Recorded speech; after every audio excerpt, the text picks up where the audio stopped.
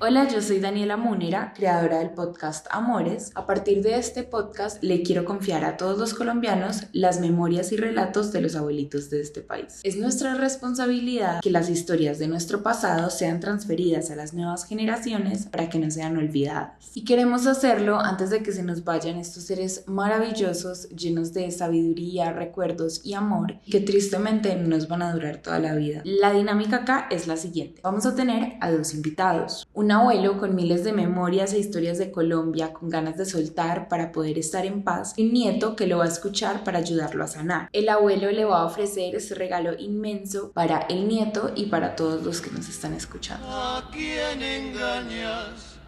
Abuelo, yo sé que tú estás llorando. Bien de que taita y que mama, arriba tan descansando. Nunca me dijiste cómo, tampoco me has dicho cuándo. Pero en el cerro hay dos cruces que te lo están recordando. Bajó la cabeza el viejo y acariciando al muchacho, dice: tiene razón, hijo, el odio todo ha cambiado. Los peones se fueron lejos, el surco está abandonado. A mí ya me faltan fuerzas, me pesa tanto el arado, y tú eres tan solo un niño para sacar arriba el rancho. Hola, abuelita, ¿cómo estás? El día de hoy tenemos a otra invitada que se llama María Cristina Mejía. Bueno, ¿te puedes dar una pequeña introducción? Bueno, yo soy María Cristina Mejía, casada con Alberto Ángel. Tenemos 3 hijos, Pilar, Andrea y Daniel. De Pilar tenemos 3 nietas, Daniela, Valeria y Gabriela. Y bueno, quiero hoy aprovechar para contarles la historia de la familia Mejía Uribe. Me vale. Hola Dani, hola Brita. Hola, mi amor. Hola, Vale. Bueno, cuéntanos, ¿tú cuántos años tienes? Bueno, yo soy Valeria Múnera, nieta de María Cristina Mejía. Tengo 18 años. Bueno, entonces el día de hoy la abuela nos trajo esto. Bueno, esta es una foto familiar. Nosotros fuimos 8 hijos. Aquí en este momento solamente estábamos 6. Yo soy la segunda hija de esa familia. Está también la abuela paterna y la bisabuela paterna. Esa es nuestra pues como... tatarabuela. Exacto, la tatarabuela. Yo quiero empezar la historia contando que mi papá, Cristóbal Mejía Toro, y mi mamá, Luisa Uribe Vélez, ellos emigraron a Medellín del suroeste antioqueño. Mi papá fue una persona que le tocó una niñez muy dura porque su padre murió suicidado cuando él tenía 14 años. Mi papá era su ñaña y le dio durísimo. Nunca se me olvida, mi papá murió muy joven y antesitos de morirse, una vez estábamos en la finca montando a caballo y me dijo: un papá nunca deja de hacerle falta a uno. Tantos años que han pasado y todavía mi papá me hace falta. Mi mamá, su papá, había sido asesinado cuando ella estaba muy niña. Él vivía pues en Bolívar, Antioquia, y eso iba caminando hacia el Chocó, que eran negocios de oro, como hoy todavía. Y él parece que había ido a comprar un oro y de venida lo mataron por robarle ese oro. Y esa familia también emigró a Medellín. Ella en ese momento estaba trabajando ya aquí en Medellín. Se conocieron, los dos tenían 24 años. Mi papá, cuando llegó acá, empezó a buscar empleo y llegó donde don Bernardo Espinavilla. Realmente el gobierno estaba interesado en que las familias colonizaran todas esas tierras vírgenes que estaban y les daban unos incentivos. Pero entonces esta familia consiguió unas tierras en el área de Montelíbano, Córdoba, y otras en el área de Montería, Córdoba. En ese momento estaban buscando 2 personas para ir a trabajar esas tierras. Mi papá se presentó y pasó a la de Montelíbano. Mi papá era novio de mi mamá hace apenas 2 meses. Y uno de los pero que le encontró el señor fue que para irse a esa zona, que era pura monte, despoblado, perdidos en el mundo, era muy grave que él no fuera casado.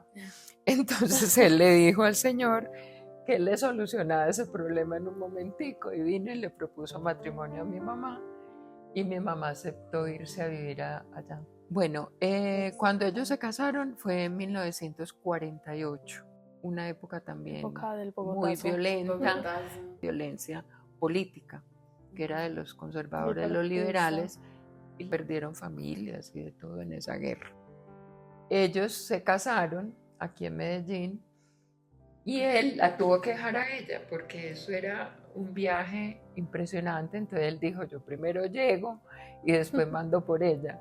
Ir allá era dificilísimo, no había sino un vuelo cada 15 días en una empresa aérea que era del gobierno, y llegaba a un pueblo que se llama Ayapel, todavía existe.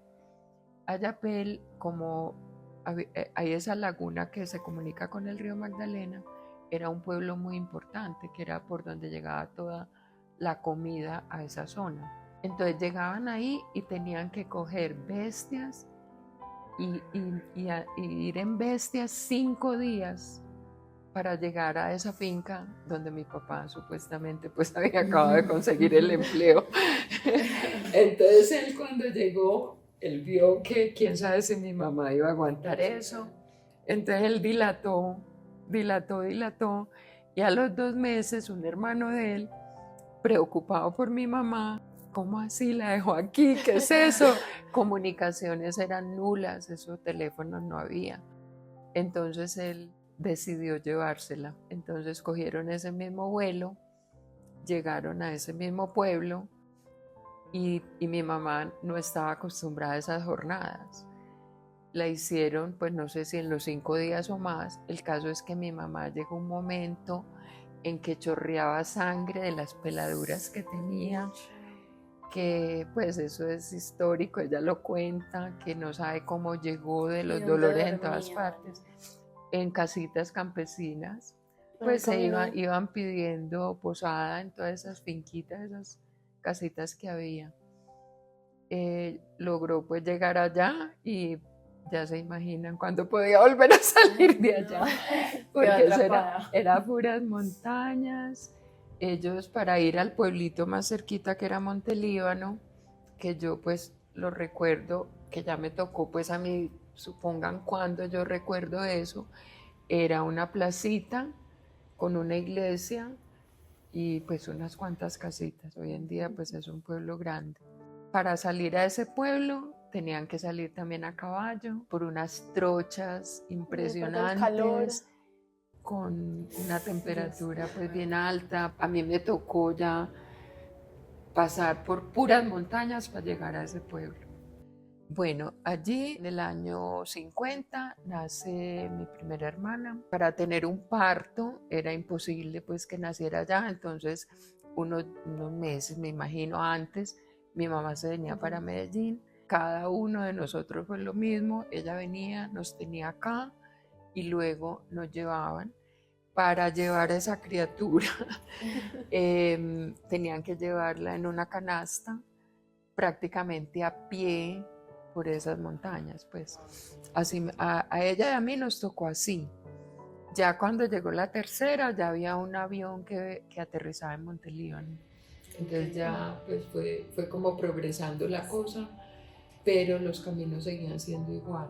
Ya después empezaron a nacer todos, en total fuimos 8, y todos con la misma historia, las mismas dificultades. Y mi papá, el trabajo de él era tremendo porque tenían que tumbar todas esas montañas y volverlas potreros. Él mantenía cuadrillas de 200 hombres que contrataban y vivían en esas fincas. Era un trabajo pues muy duro para ellos. Mi papá en todo ese tiempo, él fue ahorrando y fue haciéndose a un pedacito de tierra con el que era el contador en esa finca. Para el futuro pues lo fueron comprando, que hoy es Acapulco, pues la finca que tuvimos nosotros. Mi mamá fue la primera maestra que tuvimos. ella fue la que nos enseñó a leer, a escribir. Ya cuando ya fue necesario estudiar como más, con lo que mi mamá nos había enseñado, pues nosotros no podíamos seguir, entonces nos internaron. A Olga, la hermana mayor, le tocó muy bueno porque ella la mandaron para donde la abuelita, pero ya cuando llegué yo ya no había más abuelita que recibiera dos, entonces resolvieron internarnos. Pero eso fue como un destierro. Yo me enfermé mucho. Cuéntanos Ay, no, esa historia es muy triste porque yo no comía, a mí no me gustaba esa comida. Entonces imagínense, yo tenía 7 años y yo cogí y yo no sé cómo me ocurrió eso, al bolsillo del uniforme le cosí una bolsa plástica y yo toda esa comida la metía en esa bolsa plástica y después iba al sanitario y la botaba y lavaba la bolsa plástica. Y así me la pasé, claro, me enfermé. Y mi salón quedaba, el dormitorio quedaba allá, había una ventana y el salón quedaba allá abajo. Y como yo faltaba tanto, entonces las monjas me decían, vea, aunque sea, oiga la clase por esa ventana. Entonces yo era bien enferma, eso me puse a pesar nada. Y yo me quedaba ahí en esa ventana oyendo para poder ganar los exámenes. Ese año no sé cómo lo gané, y lo gané. Y ya al año siguiente, entonces ya mis papás dijeron, no, eso tan lejos, no podemos ir. Entonces nos internaron en Caucasia, que ya sí era, pues había, ya en ese momento ya había una carretera pues aunque destapada, llena de huecos, horrible, yo la recuerdo, sobre todo entre la finca y llegar a la apartada, eso era un hueco, otro hueco, otro hueco, eran unas zanjas impresionantes, pues ya ellos sí podían ir por ahí cada 8, cada 15 días a visitarnos y nos llevaban cosas de las que a uno le gustaba comer, entonces ya no fue tan dura la cosa.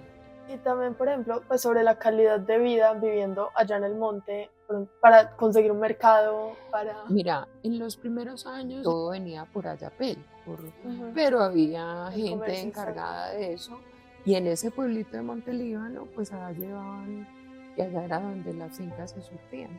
O también por el río San Jorge. Por ejemplo, ellos contaban que lanchas y cosas, transbordadores, paraban ahí en la finca, ellos podían comprar comida. Además de que, por ejemplo, el pescado, eso era impresionante. Uno se paraba en una canoa y me hacía así y caían 100 pescados. ¿Sí? Wow. No había que ir a pescar, sino uno se montaba en la canoa y así caían los pescados. Era una riqueza impresionante de esas cosas. Y fuera de eso cultivaban el plátano, pues muchas cosas de la región, la yuca, todo eso, no lo tenían que comprar.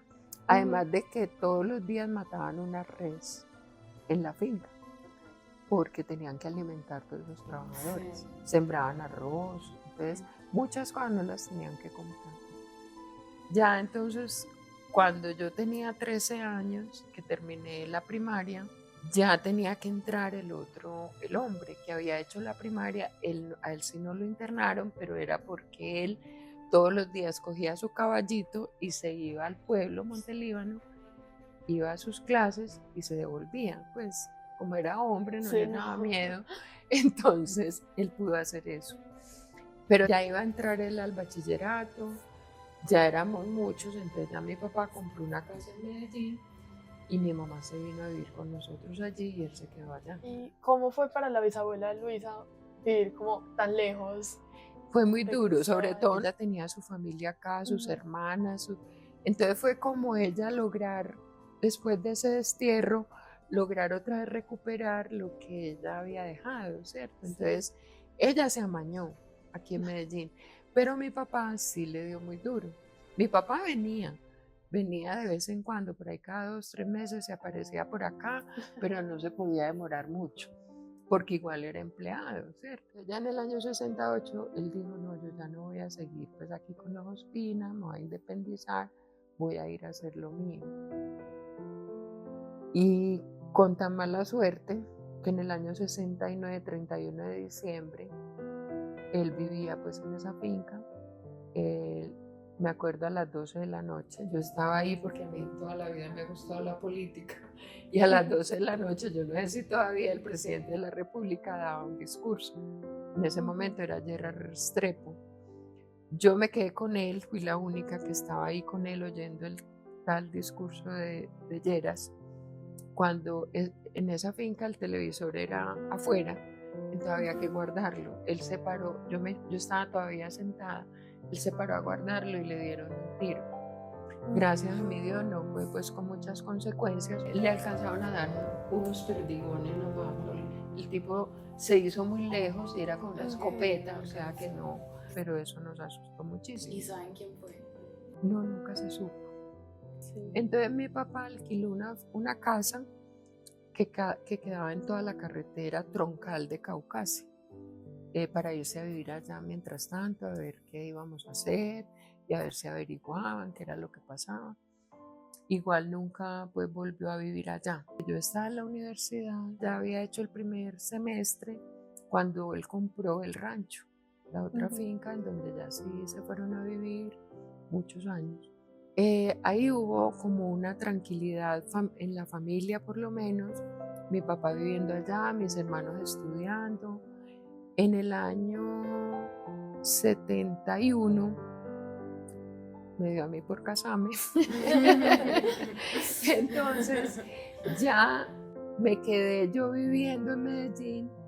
Pedro ya había terminado el bachillerato y no quiso seguir estudiando, entonces se fue a trabajar con mi papá. Mierce creo que también se quiso ir a estudiar a Caucasia, mejor dicho, mi mamá se devolvió y se devolvió con los menores y ellos ya entraron a estudiar a Caucasia. Bueno, en el año 90 ya mis hermanos habían terminado de estudiar, pues, o por lo menos Gustavo ya estaba viviendo en la finca, ya se había casado y ese sí se fue a vivir a Acapulco. Se suponía que estábamos en completa paz, aunque por los lados de Ituango y eso sí se sabía que había FARC. Y por ahí a veces pasaban pues, los guerrilleros de la FARC, pero en esa época se creía que ellos no, desde que uno les diera pues lo que ellos pedían, que era cualquier cosa, no le iban a hacer nada. Exactamente en febrero del 90 llegaron y secuestraron a mi hermano, a Gustavo. Lo sacaron de ahí de esa finca y se lo llevaron. A él sí la FARC lo trató muy mal porque ellos sabían que él era aficionado a las armas, entonces a él sí lo tuvieron todo el tiempo amarrado. La experiencia de él fue muy negra en eso. La negociación se hizo porque en ese momento se suponía que ellos estaban en negociaciones con el gobierno y no se podía secuestrar. Entonces, ellos estaban en un proceso de paz y estaban en un pacto que no podían secuestrar. Ellos le hacían creer al gobierno que no era la FARC, sino que habían sido delincuentes comunes. Pero en las cartas, no sé cómo hizo mi familia para demostrar que era la FARC, que sí era la FARC la que lo tenía. Entonces los obligaron a que lo tenían que soltar. Pero ya había transcurrido como un mes. Eso a mi papá casi lo mata y a mi mamá. Fue muy duro para la familia. Eso siguió el tal proceso de paz. Ya pues supuestamente mi hermano podía volver a la finca. Sin embargo, él como ya se había casado, la esposa no quiso volver.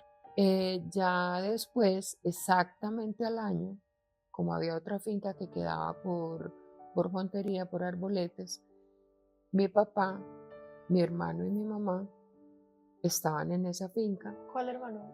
Pedro. Estaban en esa finca y llegó otra vez la FARC allá y lo secuestró. A mí, pero en ese momento se llevaron a mi papá y a Pedro. Mi mamá la dejaron, pues gracias a Dios la dejaron. Sí. A ellos se los llevaron y en el camino Pedro los convenció de que soltaran a mi papá. Bueno, entonces ese secuestro tuvo el mismo fin, gracias a Dios, porque igual esas negociaciones seguían. Entonces lo que hubo que hacer fue lo mismo, demostrar que sí era la FARC, porque ellos ante la comisión, esa negociadora, ellos aseguraban que no secuestraban. Entonces hubo que hacer lo mismo. Afortunadamente nosotros en ese sentido fuimos muy de buenas, que tuvimos el vínculo para llegar a que el gobierno se diera cuenta que les estaban fallando, y a él también lo sueltan sin tener que pagar. Al mes también, un mes y piquito. Y una pregunta, bueno, esto es con respecto al capítulo anterior del secuestro de tu esposo, de mi abuelo. Cuando al abuelo lo secuestraron, ¿el ELN tenía en ese momento procesos de paz con el gobierno? ¿O no Pues tenía mira, nada? en ese momento ellos toda la vida han tenido, pero ellos han sido más reacios. Como yo trabajaba en la Universidad Nacional, yo me di cuenta que había un profesor que estaba en esa comisión de paz con el ELN. Entonces él era profesor de cátedra de la universidad, pero trabajaba en Confama. Yo le pedí una cita y fui, le llevé toda la historia, le conté y le llevé todas mis declaraciones de renta, las de Alberto, de cuánto podíamos nosotros, pues que no éramos ricos, que si yo fuera millonaria, como creían ellos, no estaba trabajando por un sueldo en la Universidad Nacional. Este señor llevó eso a esa comisión, y tan es así que cuando el amigo de nosotros fue por el otro lado, Galán ya estaba enterado del caso y le dijo, ya alguien me habló de este caso y ya me demostraron los papeles, yo ya sé que es verdad que no tiene, pues yo ya investigué y ya sé que María Cristina es verdad que trabaja en la Nacional, que Claro. Pero sí había conversaciones también. Pero ese sí tocó pagarlo. Ese sí tocó pagarlo. Entonces continúa con el Bueno, entonces el resto de la historia es que nos toca pues esa otra violencia, ese otro secuestro, y a donde quiero yo como llegar, que no es la historia de nosotros, sino que es la historia de millones de colombianos que han hecho sus esfuerzos de llegar y con trabajo, con mucho trabajo, construir algo, de dejar toda la vida cómoda para irse a una región inhóspita y hacer historia y lograr conseguir un patrimonio para que luego los violenten, los saquen, los hagan migrar. Y como nosotros hay miles de campesinos, miles de gente que en poquito o en grande lograron construir para que luego se les destruya todo. Y eso sigue, porque sigue y sigue y sigue. Nosotros, los únicos que nos quedamos o que salimos, digamos, de la región, de 8 somos 3 que nos quedamos acá, pero igual seguimos vinculados pues a esa región. De resto, yo tengo una hermana que vive en la finca que le tocó de mi papá, otra familia completa con sus hijos que también viven allá, y uno que desafortunadamente hace un mes acaban de asesinar también en esa región, sin saber por qué. Es violencia, más violencia, más violencia. Y la historia se sigue repitiendo. Se sigue repitiendo, y qué hacer para que no se repita es la pregunta. Aparecen en elecciones a unos que llaman caudillos, que andan prometiendo escuelas y puentes donde no hay ríos, y al alma del campesino llega el color partidizo. Entonces aprende a odiar hasta quien fue su buen vecino. Todo por esos malditos politiqueros de oficio. Ahora te comprendo, abuelo. Por Dios, no sigas llorando.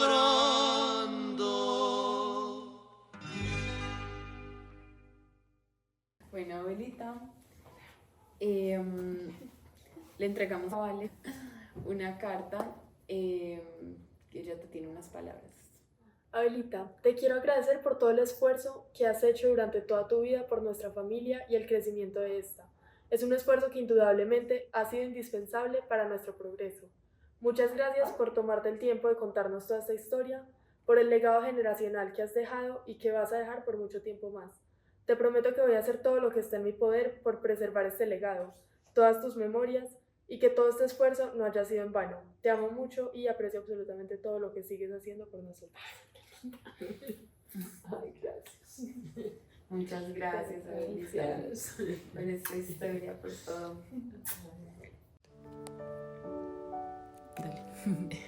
Yo de mis papás solamente tengo agradecimiento. Para mí fueron los mejores papás del mundo. Cuando yo me iba a casar, mi papá tuvo un detalle muy bonito conmigo, que parecía de una persona de otra época, porque él no quería que me casara tan joven, porque yo apenas estaba en tercer semestre de la carrera y para él era muy importante que yo terminara la carrera, y me dijo, bueno, yo voy a poner una condición, y es que yo te pago la carrera, porque no quiero que en 1 o 2 años digan que abandonaste el estudio porque no tenías con qué pagarlo.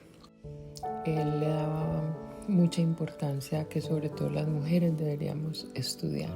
Mi papá, una persona rígida pero amorosa, muy querendor de la familia, nos contempló muchísimo. Era mi héroe.